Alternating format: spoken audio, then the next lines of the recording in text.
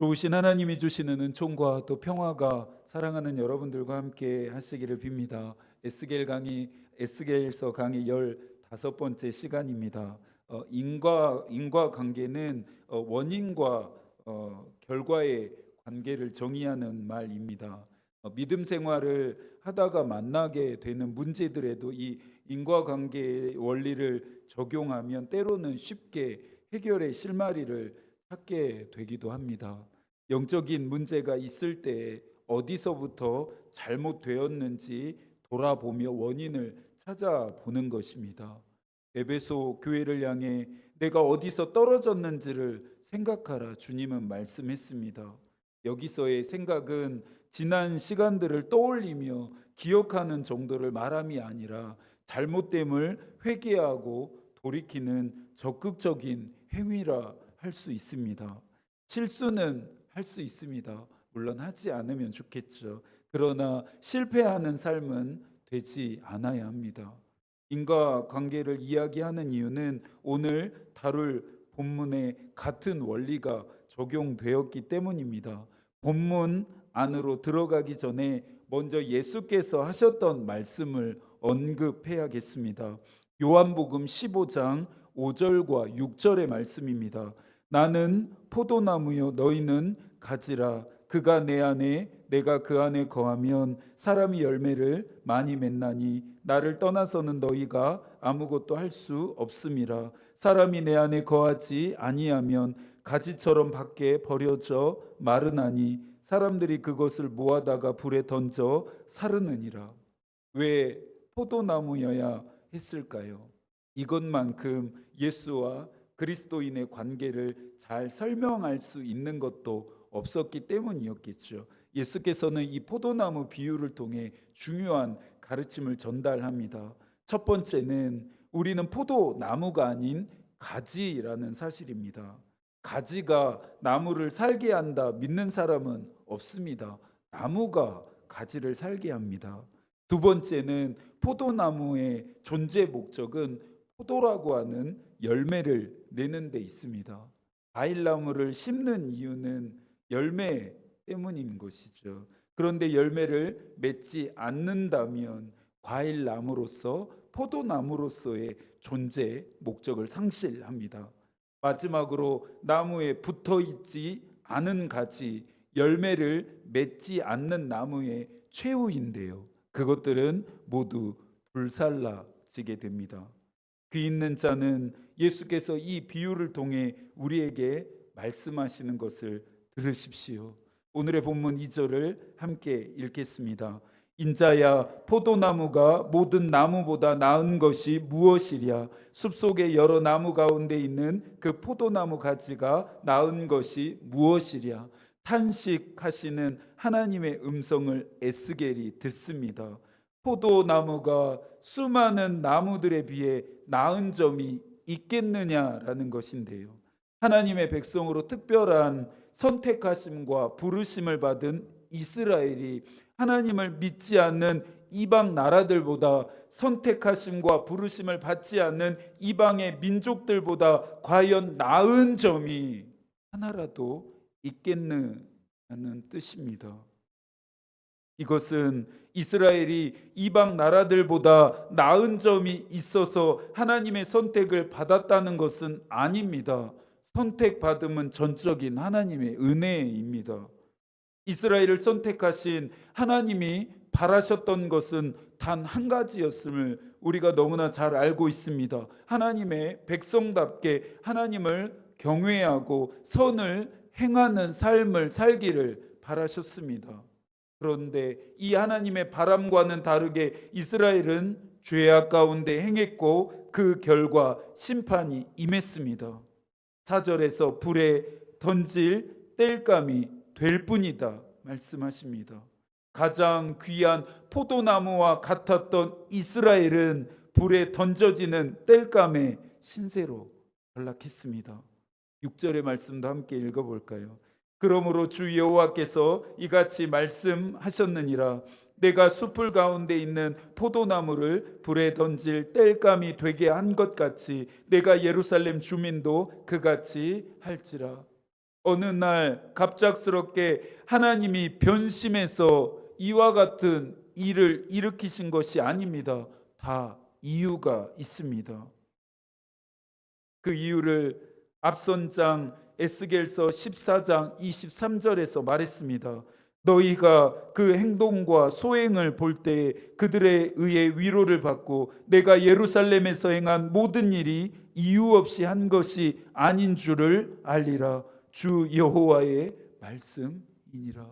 우상을 섬겼고 하나님을 배반했으며 옳은 소견을 따라 탐욕과 정욕을 쫓아 행한 행동과 소행 때문이었습니다. 또한 회개하고 돌이키라는 예언자들의 예언을 멸시했던 완악함 때문입니다. 5절은 이스라엘의 상태가 도저히 회복 불능의 상태에 이르렀음을 암시합니다.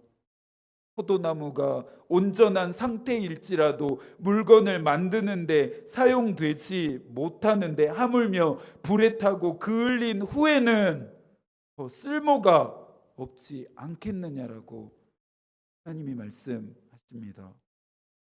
불에 던진 땔감과 같이 하겠다는 것은 회초리 몇 대 정도 때리시는 정도가 아닙니다. 예루살렘과 유다의 완전한 멸망을 의미했습니다. BC 587년경 바벨론에 의해 유다가 멸망합니다. 예루살렘을 포위하기 전 극심한 기근으로 인해 자녀를 잡아 먹어야 할 비참한 상황까지 벌어졌습니다. 그들이 아끼고 사랑했던 모든 것들이 불태워지고 무너져 내립니다. 사람들은 죽임을 당했고 그 가운데서 살아남은 자들은 포로가 되어 바벨론으로 끌려갑니다. 유다의 마지막 왕이었던 시드기야는 자신이 지켜보는 가운데 아들들이 참수당했고 고통과 한이 서린 두 눈이 뽑힌 후에 바벨론의 포로로 끌려가서 죽을 때까지 고향 땅을 밟지 못합니다. 7절의 말씀도 함께 읽어볼까요? 내가 그들을 대적한듯 그들이 그 불에서 나와도 불이 그들을 사르리니 내가 그들을 대적할 때에 내가 여호와인 줄 너희가 알리라. 유다가 대적한 것은 바벨론이 아니었습니다. 하나님입니다. 또한 하나님이 그들을 대적하시니 막을 수가 없습니다. 그들이 불을 피해 나온다 할지라도 기다리고 있는 또 다른 불을 만나게. 매일 체감 온도가 40도를 육박하는 날들이 지속되다 보니 불로 비유되어진 이 하나님의 심판의 뜨거움이 피부에 확 와닿는 것 같습니다. 심판 앞에서 우리는 질문합니다. 이렇게까지 꼭 하셔야 했나? 다른 방법은 없었던 것일까? 에스겔서를 통해 주시는 교훈과 가르침에서 멀어지지 않으려면 질문을 바꾸어야 합니다. 이스라엘에게 정말 기회가 없었을까? 하나님이 이 심판을, 이 뜨거운 진노를 처음부터 작정하셨을까? 여러분의 생각은 어떠신가요? 정말 그럴까요? 아니죠. 아닙니다. 이스라엘에게는 돌이키고 돌아설 시간과 기회가 많았습니다. 하나님이 처음부터 대적하겠다 계획한 것이 아니라 이스라엘의 악한 행동과 소행이 하나님의 의지를 굳히게 했습니다. 그래서 8절에서도 이야기합니다. 이는 그들이 범법함이니라. 에스겔서는 현재 우리의 삶을 비춰주는 거울이 되어서 이스라엘과 같은 실수와 실패를 반복하지 말 것을 교훈합니다. 이것은 우리 모두에게 주시는 교훈이기도 합니다. 믿음 생활을 해갈수록 성장하는 사람이 있는 반면에 퇴보하는 사람도 있습니다. 물론 믿음 생활이라고 하는 것이 늘 성장세일 수만은 없습니다. 때로는 한참 동안 정체기에 머무르기도 하고 또 때로는 자꾸만 뒤로 뒤처지는 것처럼 느껴지는 때도 있습니다. 성장하는 사람은 이러한 시간을 지나가면서 자신을 먼저 돌아봅니다. 어디서 잘못되었는지, 어디서 떨어졌는지를 깊이 생각해서 앞으로 나아갈 추진력을 얻습니다. 그러나 회복하는 사람은 아무 일도 하지 않습니다. 자신을 돌아보기보다는 하나님을 원망하고 다른 사람이나 상황을 탓합니다. 여러분은 예수를 믿기 전보다 더 나은 삶을 살고 계시나요? 10년 전보다, 5년 전보다, 1년 전보다, 어제보다 여러분의 믿음은 성장했습니까? 예수를 믿고 나서 단시간 안에 믿음의 진보를 보여야 한다 말하는 것은 아닙니다. 모든 생명이 있는 것들은 저마다의 성장 속도에 맞춰 성장하기 때문이죠. 창조자이신 하나님이 그것을 모르실 리가 없습니다. 믿음 생활을 하면서 두 가지를 항상 점검해야 합니다. 첫째는 나는 하나님 안에 있는가입니다. 하나님과 사귐이 있는 사람은 속도와 폭에 상관없이 계속해서 자라갑니다. 그분으로부터 생명을 공급받기 때문입니다. 하나님 안에 있는 자들은 시냇가의 신기운 나무처럼 늘 푸르릅니다. 다음으로 점검해야 할 것은 나는 열매를 맺고 있는가입니다. 열매를 맺지 않는 나무인 나쁜 나무, 못된 나무를 불에 태우시겠다라고 하는 이 비유는 언제나 들어도 무섭습니다. 성장은 결실과 연결됩니다. 바울도 에베소서 4장 13절과 14절에서 말합니다. 우리가 다 하나님의 아들을 믿는 것과 아는 일에 하나가 되어 온전한 사람을 이루어 그리스도의 장성한 분량이 충만한 데까지 이르리니 이는 우리가 이제부터 어린아이가 되지 아니하여 사람의 속임수와 간사한 유혹에 빠져 온갖 교훈의 풍조에 밀려 요동하지 않게 하려 함이라. 또한 성장은 그리스도인의 선택하심과 부르심을 굳건하게 합니다.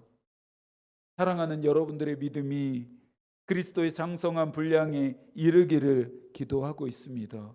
물론 이 기도는 저의 믿음을 위한 기도이기도 합니다.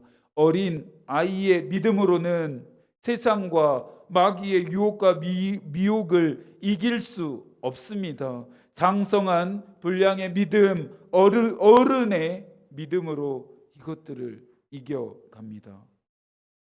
하나님이 여러분과 함께 하시기를 언제나 기도하고 있습니다.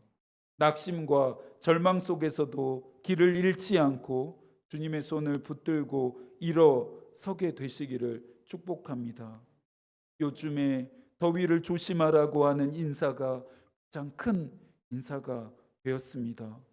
남은 한 주 동안도 무더위와 폭염 가운데 몸과 마음이 지치지 않으시도록 개인 건강에도 유의하실 수 있기를 바랍니다. 하나님의 마음이 우리의 기도가 되고 하나님의 뜻이 우리의 길이 되기를 빕니다. 아멘.